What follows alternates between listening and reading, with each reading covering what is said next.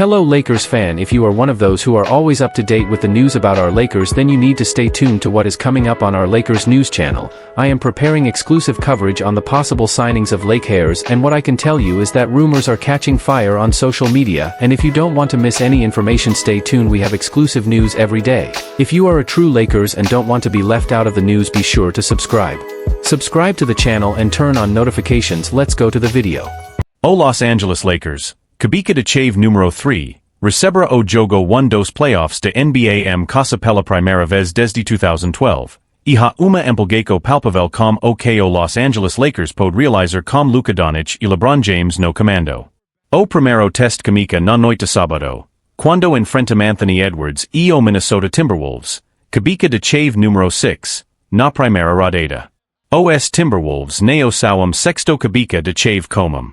El sao, estatisticamente, dos melhores times de todo o basquete. Els tiveram oitava classificaco ofensiva, a sexta classificaco defensiva e a quarta classificaco líquida na temporada 2024-25. Normalmente, time que esta entre os 10 melhores, tanto ofensiva quanto defensivamente, candidato legítimo. Arazeo para sua classificaco mais baixa na tabela se deve tanto a conferência oeste latada quanto a inicio dolorosamente lento.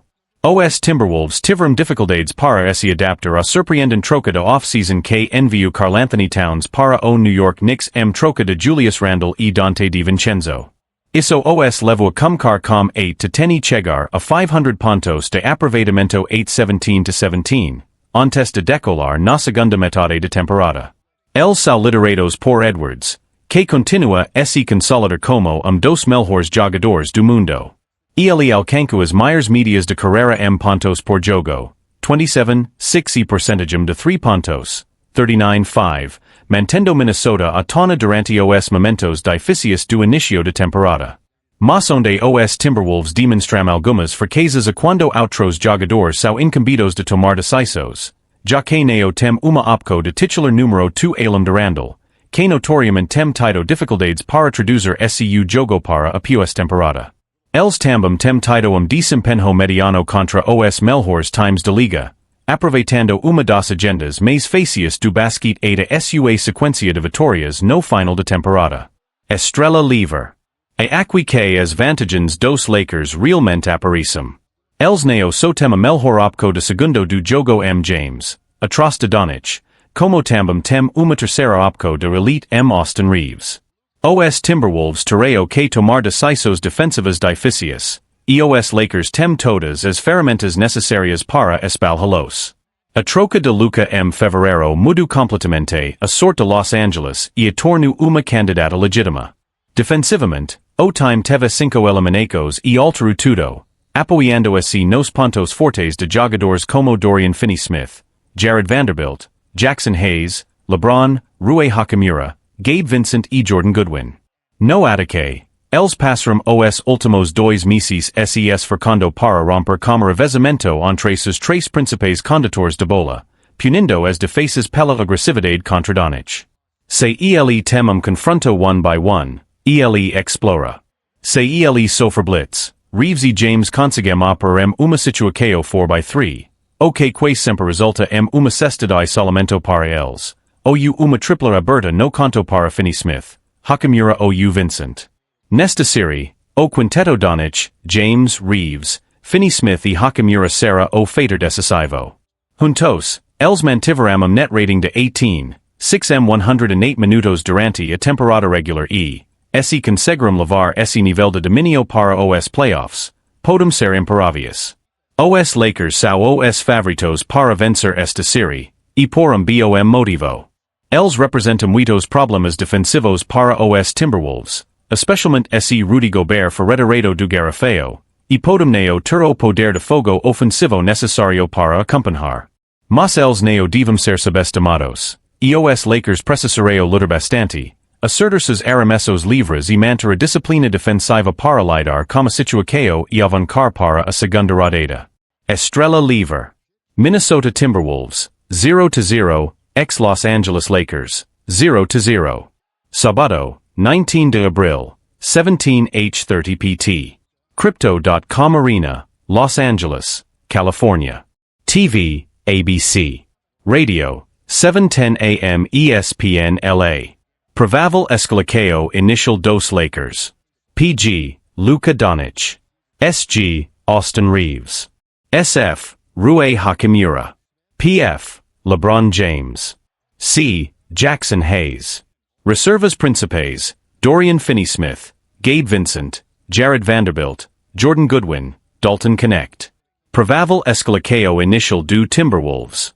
PG, Mike Conley. SG, Anthony Edwards. SF, Jaden McDaniels. PF, Julius Randle. C, Rudy Gobert. Reservas Principes, Naz Reid, Dante DiVincenzo, Nickeil Alexander-Walker, Jalen Clark. Luka Doncic breaks his silence on Mavericks. Nico Harrison, I deserved better. Months after the blockbuster trade that shook the NBA, Luka Doncic is finally speaking out about how things ended with the Dallas Mavericks, and specifically, how former GM Nico Harrison handled his departure. In an exclusive interview with ESPN's Malika Andrews, aired on April 18th, the Lakers star opened up with a mix of hurt and grace. It's sad to hear the way he's talking now, Doncic said, referring to Harrison. I never said anything bad about him. I just want to move on. The fans, my teammates, those are people I'll always carry in my heart. But it's time to turn the page. The response came after Harrison doubled down on the phrase defense wins championships as a justification for the trade, a not-so-subtle and repeated dig at Luka's fitness and defensive impact. Personal jabs and a public fallout. After the trade, several reports from major outlets hinted at a coordinated effort by the Mavericks front office to defend their decision by leaking behind-the-scenes concerns. ESPN's Tim McMahon mentioned that ongoing worries about Luka's conditioning and fears of committing to a future Supermax extension were key factors. Sam Amick of The Athletic painted an even more unflattering picture of Doncic's final days in Dallas. He was called lazy. People brought up his social habits, his love for beer and hookah, dating back to his Real Madrid days. Some even predicted his career would be cut short due to health issues. Though names weren't always named, the messaging was clear: chip away at Luka's public image to justify the unthinkable. It's painful, depending on how you take it, Luka said.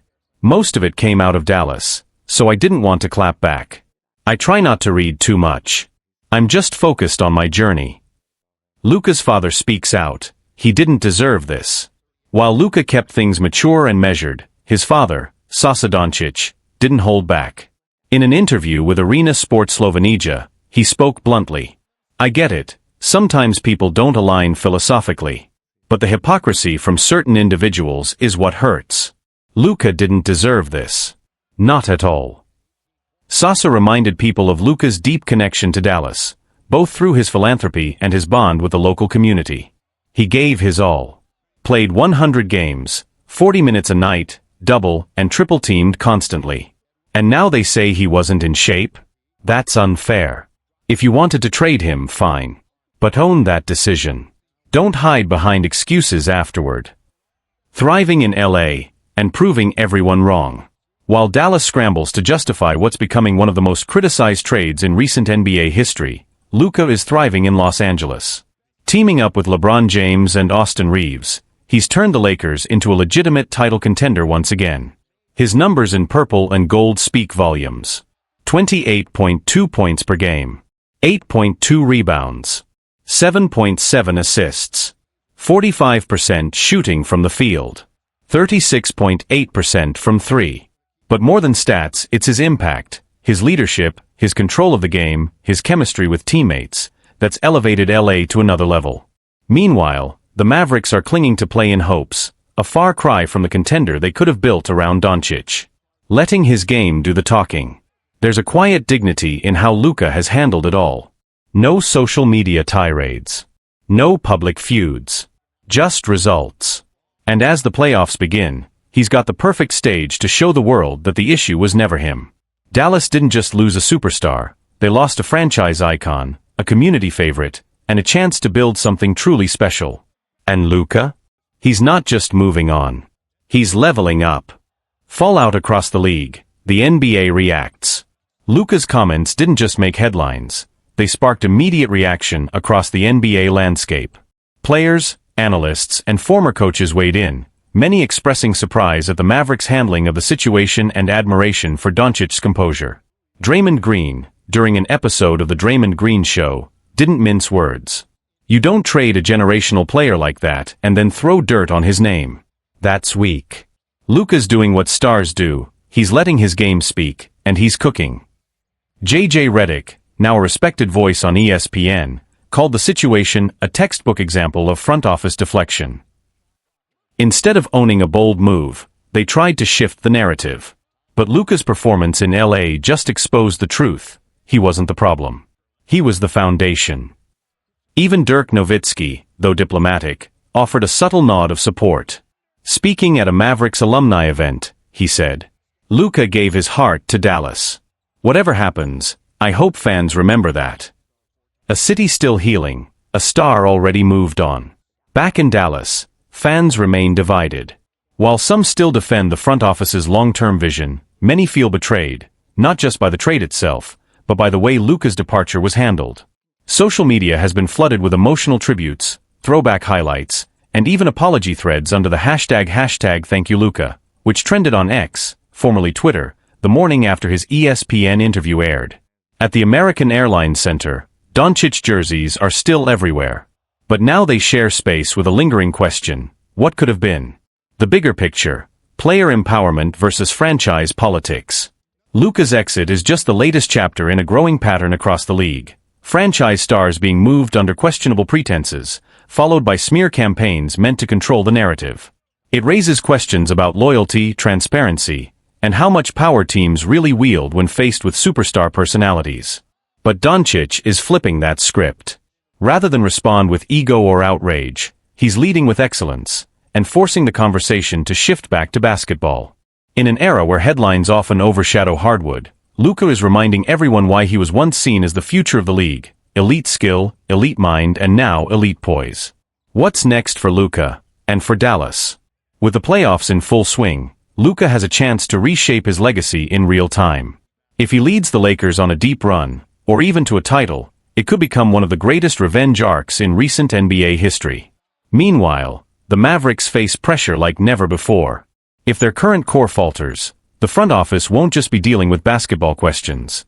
They'll be facing the long-term reputational damage of having let a once-in-a-generation talent slip away. As for Luka, he's not worried about any of that. "I'm in a good place now," he told Malika. "I've got a team that believes in me. I'm focused on winning, and I'm having fun again." The final word. Sometimes, the loudest statement is the one you don't shout. Luka Doncic didn't lash out. He didn't clap back on Twitter. He just kept working, lifting a legendary franchise back into title contention while handling adversity with grace. And as the playoffs roll on, one thing is clear: Luka didn't lose. Dallas did. Jackson Hayes on facing Rudy Gobert. It's about impacting the win. The Los Angeles Lakers kick off their playoff run on Saturday night against the Minnesota Timberwolves in what promises to be a physical and high-stakes first-round matchup between the No. 6 and No. 3 seeds in the West. Among the many storylines to watch, one intriguing battle will take place in the paint: Jackson Hayes versus Rudy Gobert. On paper, the matchup seems one-sided. Gobert is a 4-time Defensive Player of the Year, a perennial double-double machine, and one of the most dominant interior defenders of the past decade. Hayes, by contrast, has earned his starting role with the Lakers more out of necessity than resume.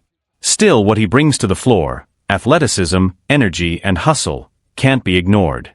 And while Hayes won't be expected to outplay Gobert outright, he knows what his role is, and he's embracing it. Push him out, contest hard, make him work, box out strong, just play solid defense, Hayes said when asked about his approach to guarding Gobert. "He's obviously the guy I'll be matched up with, but my focus isn't just on him. It's on helping my teammates, guys like Luka and the rest, stay open, secure rebounds, and outwork whoever's in front of me. That's the real goal." Rather than getting caught up in the weight of the matchup, Hayes is locked in on his own contributions, and how they translate into wins. "My mindset is just to impact winning, however I can," he said. "I know the energy I bring. I know the edge I can play with. So for me, it's about showing up every night and doing the little things that help us come out on top." But Hayes is also realistic about the challenges he faces, particularly staying out of foul trouble, something that's plagued him throughout the season. "Yeah, that's a big one for me," Hayes admitted. "That's definitely something I've struggled with. Officials watch certain guys a little more closely, and I know I'm one of them. If I'm out of position even for a second, I'll get hit with a whistle. So for me, it's about being locked in and always in the right spot." If Hayes wants to be a factor in this series, and stay on the floor, he'll need to bring his best. The physical tools are there. The mentality is there. Now it's about discipline and consistency. J.J. Redick breaks down the keys to the series. Former NBA sharpshooter and analyst J.J. Redick weighed in on the series, and his breakdown echoed the stakes Hayes and the Lakers are facing. According to Redick, the Timberwolves present a major challenge, primarily because of their elite defense, one of the best in the NBA this season. Minnesota's defensive success comes from their length, activity, and ability to force turnovers, which could be a major issue for a Lakers team that has struggled with ball security at times. "Limiting turnovers is going to be huge," Redick said. "Minnesota thrives off live ball turnovers and transition opportunities. If the Lakers can't protect the ball, it's going to be a long series for them." But Redick also pointed out that the Lakers have tools of their own, particularly their playoff-tested stars and improved chemistry since the All-Star break. Still, execution will be key. A series that will test every piece. For the Lakers to advance, it won't just take brilliance from their stars, it will take role players like Hayes stepping up, defending without fouling, crashing the boards, and making those hustle plays that don't always show up in the box score. And for Jackson Hayes, this isn't just a chance to prove himself against Rudy Gobert. It's an opportunity to show he belongs, in this rotation, in the postseason, and on the NBA's biggest stage.